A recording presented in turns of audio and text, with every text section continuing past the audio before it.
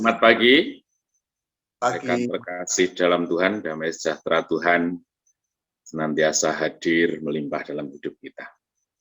Pada pagi hari ini, saya akan menyampaikan firman dengan judul menjadi saksi atas ketaatan.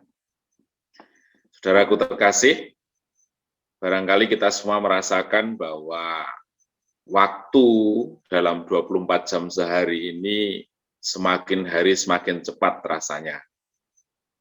Ya, Tuhan sudah sediakan sejak dulu 24 jam sehari, tapi rupa-rupanya kita butuh diekspand begitu. Kalau bisa 36 sehari.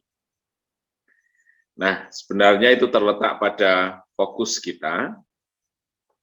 Barangkali kalau kita puasa, kita melihat waktu 24 jam sehari atau tepatnya menjelang buka puasa itu sangat lama, tetapi ketika kita menjalani kehidupan dengan berbagai aktivitas dan tuntutan di dalamnya, waktu itu terasa cepat sekali. Banyak pekerjaan sekarang itu tidak menuntut kualitas selesainya, tetapi juga kapan harus selesainya. Nah, itu menunjukkan bahwa roda kehidupan kita itu semakin cepat berputar karena memang tuntutan kehidupan kita yang semakin luar biasa. Dalam kondisi seperti itu, manusia cenderung untuk melupakan satu hal dan mementingkan satu hal. Dia bekerja untuk mencapai target tertentu, tapi seringkali dia juga mengabaikan atau tidak taat terhadap hal-hal yang lain. Atau pada sisi yang lain begitu, yang kita lihat sekarang ini ada orang yang secara lahiriah taat beragama luar biasa, tetapi dia mengabaikan banyak hal dalam kehidupan bersosialisasi, dalam kehidupan bernegara, dan lain sebagainya. Nah, bagaimana fakta kekristenan yang terjadi dalam jemaat mula-mula? Ya, kita baca di Roma 16, ayat 19 dan 20. Roma 16 ayat 19 dan 20. Demikian firman Tuhan. Kabar tentang ketaatanmu telah terdengar oleh semua orang. Sebab itu aku bersukacita tentang kamu, tetapi aku ingin supaya kamu bijaksana terhadap apa yang baik dan bersih terhadap apa yang jahat. Semoga Allah, sumber damai sejahtera, segera akan menghancurkan iblis di bawah kakimu. Kasih karunia Yesus, Tuhan kita, menyertai kamu. Nah, ini ada sesuatu yang diungkapkan oleh Paulus tentang kondisi jemaat mula-mula. Ya, kabar tentang ketaatanmu telah terdengar oleh semua orang. Di situ menunjukkan bahwa gaya kehidupan jemaat Tuhan mula-mula itu merupakan sesuatu yang bisa dibedakan oleh semua orang dari ketaatan. Ketaatan ini menurut saya merupakan satu bagian kecil saja dari kehidupan yang sudah sedemikian disempurnakan oleh kasih karunia Tuhan. Ya. Misalnya kalau kita lihat di 2 Korintus 8 ayat 2, di sini dikatakan selagi dicobai dengan berat dalam berbagai penderitaan. Ya, selagi dicobai dengan berat dalam berbagai penderitaan. Penderitaannya itu tidak hanya satu sumber, banyak hal. Sukacita mereka, dan meskipun mereka sangat miskin, namun sukacita mereka meluap, dan meskipun mereka sangat miskin, namun mereka kaya dalam kemurahan.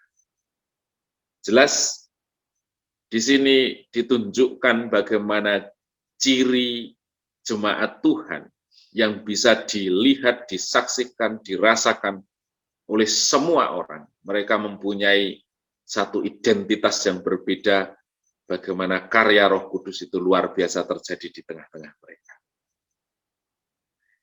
Nah, barangkali ini menjadi motivasi kita di tengah roda kehidupan yang cepat berputar.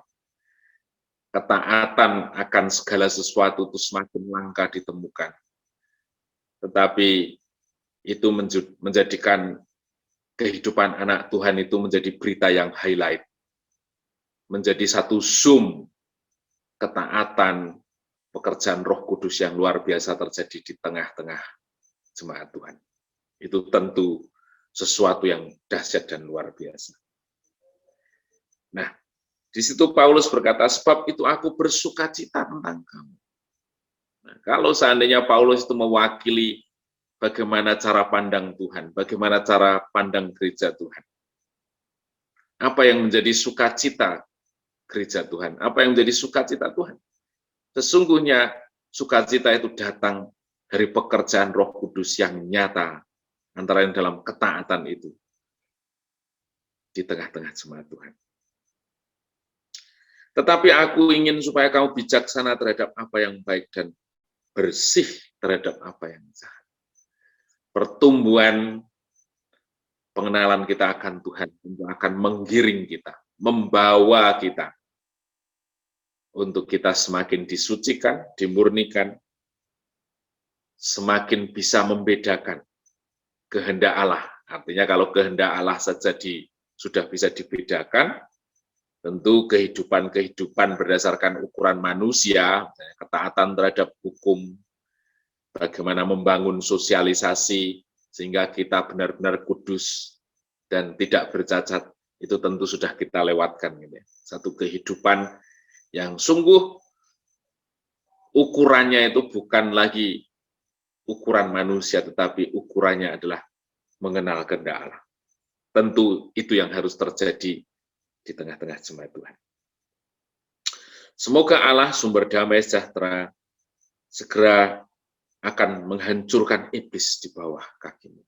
Memang kita menyadari Bapak Ibu bahwa dunia ini bukan satu tempat di mana Tuhan tetapkan kita untuk tinggal selamanya. Karena kita semua menyadari bahwa di dunia ini kita ditekan oleh berbagai hal yang bisa menyeret kita keluar dari kasih karunia. Dan di situ peran kuasa kegelapan itu luar biasa yang menarik kodrat dosa itu untuk membuahkan segala sesuatu yang membuat hati Allah menderita atau tidak menyenangi kehidupan kita. Tetapi pada perjalanan iman kita itu mengarahkan kita untuk semakin berlimpah atas kasih karunia, dan pada akhirnya iman kita yang menuntun kepada kehidupan yang lebih dari pemenang.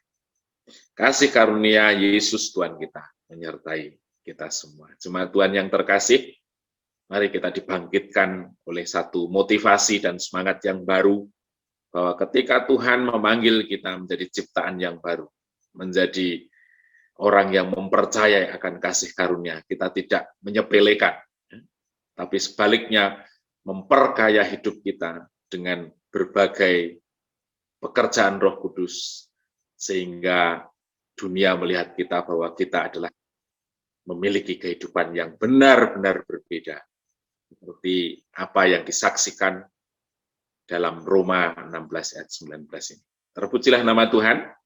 Mari kita siapkan hati kita untuk mulai berdoa.